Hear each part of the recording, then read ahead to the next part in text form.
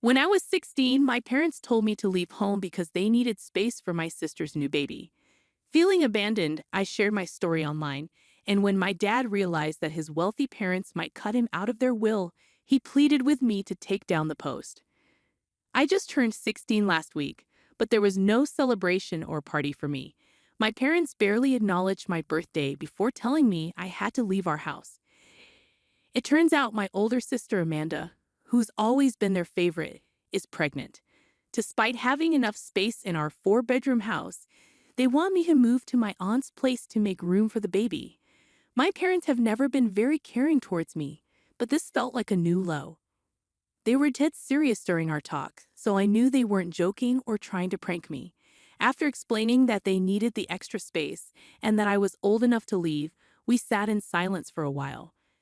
They promised to continue supporting me financially until I turned 18 and ensure I had everything I needed, but they couldn't have me living with them anymore. I didn't want to argue, but I asked why they couldn't use the guest room for the nursery. They hesitated before admitting they'd given it to Amanda's boyfriend to stay with them. So, in short, my parents had their own room, my sister and her boyfriend had another, and the baby would have its own too. Amanda wasn't home, probably on purpose to avoid seeing me leave and feeling guilty. We weren't close due to our age gap, but she'd never been mean to me either. We were mostly polite to each other. But if she was okay with me leaving so she could make room for her baby and boyfriend, maybe she wasn't the sister I thought she was. It hurt, especially on my birthday, but I didn't argue and agreed to go. It's clear to me now that my parents are beyond help. There's no magic phrase to make my parents care about me, and I've come to terms with that. So when they said they wanted me to move in with my aunt, I quietly went to my room and started packing. They helped, but it felt more like they were hurrying me along. They drove me to my aunt's, chatting happily all the way, oblivious to my silence as I stared out the window. When we arrived, they dropped me off without a hug or kiss, then drove off. My aunt greeted me warmly, genuinely happy to see me. We talked, and eventually, I shared my disappointment with my parents' actions. Her smile vanished, replaced by concern, when I recounted the morning's events. Without a word, my aunt grabbed her phone and excused herself to make a call in the other room. It was unusually quiet for a while until I heard her raising her voice, something she rarely did. I knew someone must have really upset her to provoke such a reaction. When she returned, her face was flushed with anger, a rare sight for her gentle demeanor. She explained that it was my parents who had angered her so much. Apparently, my dad, her brother, had falsely claimed that I had suggested the living arrangement for the baby's sake and that I was perfectly content moving in with my aunt. That's why my aunt was fine with taking me in. She could see I wasn't happy living with my parents, so my suggestion didn't seem out of place to her. Dad tried to persuade her, but she's single and not planning on marriage or kids, so having me around was like having a roommate, and Dad would cover my expenses. She genuinely liked having me and thought I wanted to be there, so she agreed. But now that she knew the truth, she called Dad to confront him. It was messed up, and she wasn't going to let it slide. After the call, she was upset, and so was I. This wasn't something most kids my age dealt with.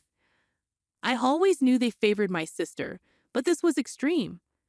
They had lied to my aunt to cover up their actions, knowing how terrible it was. They gave up the guest room for Amanda's boyfriend, who's in his 20s, has a job, and his own place. Amanda could have easily moved in with him, but my parents insisted she stay home to be closer to them, even if it meant sacrificing my comfort. It hurt me deeply, so I decided to go online and reveal what they had done. Unsure if my aunt would support me, I waited until she left the room, then posted everything on my phone without a second thought. I detailed not only that day's events, but also how my parents consistently treated me unfairly, making me feel like a second-class citizen in my own home. It was an emotional moment for me, and the post reflected that. After posting, tears streamed down my face. I turned off my phone, fearing the consequences. An hour later, I attempted to read but couldn't concentrate. When my aunt woke up, she hurried to the living room, where I sat since arriving. She calmly asked if I had posted something. I admitted I had. That was the extent of our conversation. I powered on my phone to find that family members had seen the post, and I had received numerous texts from my parents and sister. Meanwhile, relatives commented, expressing support, some reaching out to offer help. Despite the support from relatives, reading my parents' messages filled me with dread. They were seething with anger and hatred, demanding I remove the post. My dad's messages were particularly hurtful, even expressing regret for my existence. My mom's echoed his sentiments. The only slightly different message came from my sister, who simply asked to speak in person. I was overwhelmed by the flood of emotions and messages, unsure how to respond. So, I set my phone aside and withdrew from communication for a few days. Eventually, I decided to block my parents, feeling no desire to engage with them further. I knew my parents were obligated to support me financially until I turned 18, so besides that, I saw no reason to communicate with them. My aunt supported my decision, and if my dad tried to contact her, she didn't mention it to me. We acted as if nothing had happened, indicating her support for me. That was all I needed. For the past week, I had little to no contact with my parents. However, today they unexpectedly appeared outside my school, visibly upset. Fortunately, my friends, who were aware of the situation, surrounded me as a protective barrier, allowing me to avoid interaction with my parents if I chose not to. Despite my reluctance, they continued calling my name, forcing me to acknowledge them. I approached them and made it clear that I wanted nothing to do with them. However, they ignored my plea and insisted that I accompany them home immediately. Their sudden change of heart baffled me, considering how little I mattered to them before. It seemed like they were only concerned about their reputation among family members. Refusing to go anywhere until I understood their motives, I demanded an explanation for their behavior. They appeared angry yet insistent on my return. Concerned about my friends overhearing, I requested privacy to speak with them. Once my friends were out of earshot, my parents revealed the reason for their sudden appearance. They explained that they needed me to come back because I had been ignoring their calls and texts, and it was crucial for them to have me return to secure their inheritance. After my online post, word spread throughout the family, reaching my grandparents. Knowing that my paternal grandparents were quite wealthy, they threatened my dad, stating that if they didn't improve their treatment of me and reconcile, my dad would forfeit his inheritance. They were informed that if they failed to mend our relationship and ensure my well-being, my aunt, who was caring for me, would inherit instead. Losing the inheritance was not an option for my dad, as it represented a significant amount of money. Although my parents had a decent income, I understood their desire to secure their inheritance. However, their approach left much to be desired. It was clear they were acting in their own self-interest, not mine. Their lack of empathy was glaring, and I refused to play along. I didn't care about their inheritance and walked away, ignoring their pleas. Taking the bus back to my aunt's, I recounted the ordeal to her, and she shared my frustration. To prevent a repeat, she enlisted the help of her lawyer to explore options for my custody. Despite my parents' legal rights, I knew changes were necessary for me to live with my aunt. I also reached out to my grandparents to thank them for intervening, but made it clear I had no desire to return home after experiencing life with my aunt. I finally felt liberated. Living with my parents had been stifling, and I held on to hope for change that never came. Since my grandparents lived in another city, our meetings were infrequent. However, during holiday gatherings, my parents put on a facade to conceal the truth of my treatment at home. It wasn't outright cruelty, but rather neglect and avoidance.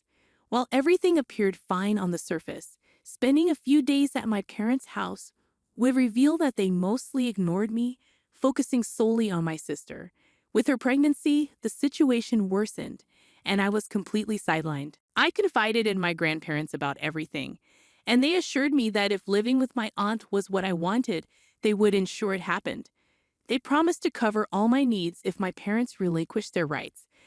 This conversation brought me immense relief, but it was short-lived.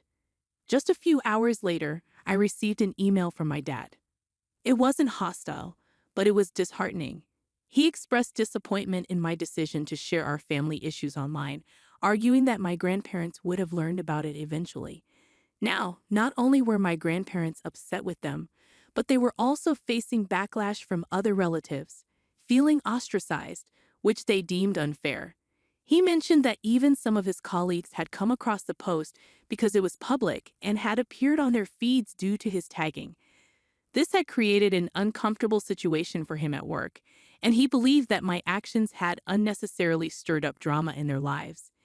In hindsight, I regretted sharing the story about my parents asking me to leave on my 16th birthday to make room for my pregnant sister's baby. Update 1. Firstly, I want to express my gratitude to everyone who took the time to comment on my post. Your supportive words mean a lot to me, so thank you. Now, addressing some of the questions many of you have asked regarding why I hadn't left my parents' house earlier and why I waited for them to ask me to leave, especially when my grandparents and aunt were willing to assist.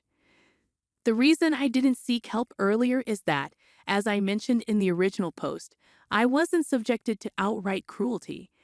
While I wasn't treated poorly, I felt ignored and unwelcome, which in its own way is a form of mistreatment. However, I convinced myself that as long as I had shelter and food, I was fine, even if I didn't feel loved. The neglect had become so normalized for me that I didn't realize its impact. As for why I didn't turn to my family for assistance, I didn't want to burden them. I feared the consequences if they refused to help and my parents found out. My parents placed great importance on appearances, so I kept my struggles to myself, suffering in silence. Additionally, my aunt didn't offer to take me in earlier out of respect for my parents, and she wasn't sure if I would want to live with her. However, the current situation unfolded naturally, and in hindsight, it's turned out for the best, albeit a bit late. My aunt is currently consulting with a lawyer to pursue transferring my custody rights to her, which will likely be challenging given the stakes involved with the inheritance. However, I have confidence that my grandparents and aunt will support me, even if it leads to legal proceedings. My aunt has been genuinely remorseful since my arrival, acknowledging the neglect I faced at home and regretting not intervening sooner. At least now, there's clarity within my family, and I'm feeling optimistic about the future. Regarding my sister, she reached out to me, expressing a desire to meet in person. Unsure how to respond, I chose to ignore her message. While she hasn't been overtly unkind to me personally, she has adopted the same distant behavior as my parents. I had assumed that the decision to kick me out for her boyfriend and child was her idea, leading me to believe that our relationship might sour further as a result. I didn't respond to her initial message. Despite our strained relationship, I still felt closer to her than my parents because she treated me kindly whenever we interacted. It wasn't her fault that my parents favored her over me. So when she reached out again 3 days ago, asking me to visit, I decided to call her and inquire about her intentions. I assumed she wanted me to come back home, but to my surprise, she explained that she was currently living with her boyfriend and wasn't feeling well enough to go out. Instead, she wanted us to discuss the family situation. Intrigued, I agreed to meet her. Upon arriving, she began by apologizing for never standing up for me, despite knowing our parents' biased treatment. While they overlooked my achievements to celebrate hers, I always felt like the least wanted child. However, she admitted to never feeling comfortable confronting our parents about this issue, especially since I appeared to tolerate it.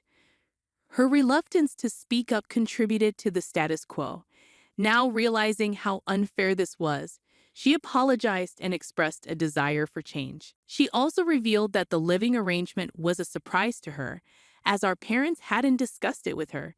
She was shocked to learn that they had asked me to leave to make room for the new baby and her boyfriend because she had no prior knowledge of this plan.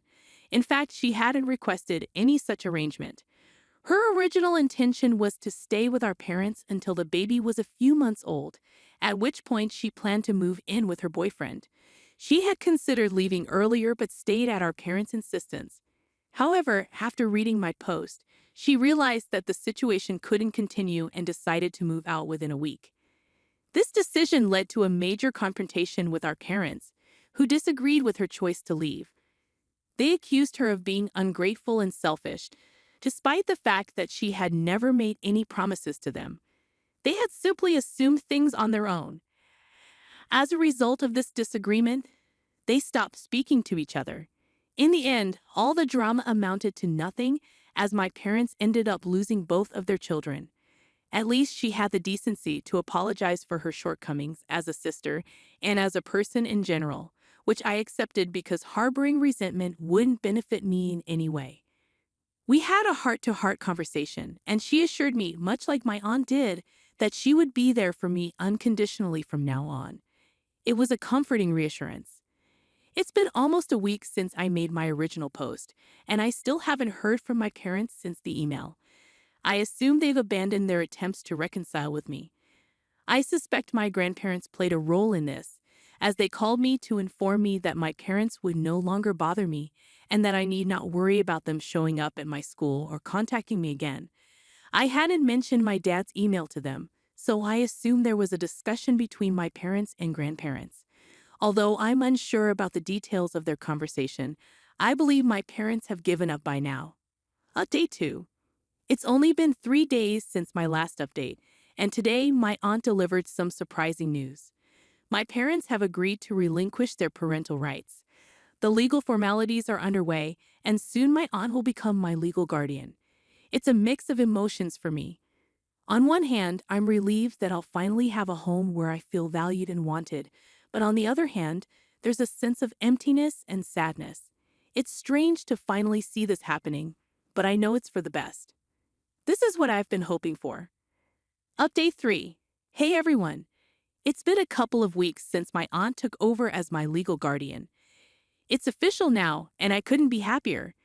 Interestingly, I learned that my parents agreed to give up custody because my grandparents gave them an ultimatum: either lose their entire inheritance or keep 50% and forfeit custody of me, with the condition that they never contact me again. I'm not surprised by their choice, and honestly, I'm not even upset. It feels like I've escaped a troubling situation. Good riddance, I say. I'm still in contact with my sister, although my parents are attempting to reconcile with her before her due date. However, she's requested some time alone, urging them to respect her space and cease their daily attempts to reach out. Honestly, I can't help but chuckle at the chaotic situation they created within their own family. But you know what? I'm content with my aunt, and that's all that truly matters to me.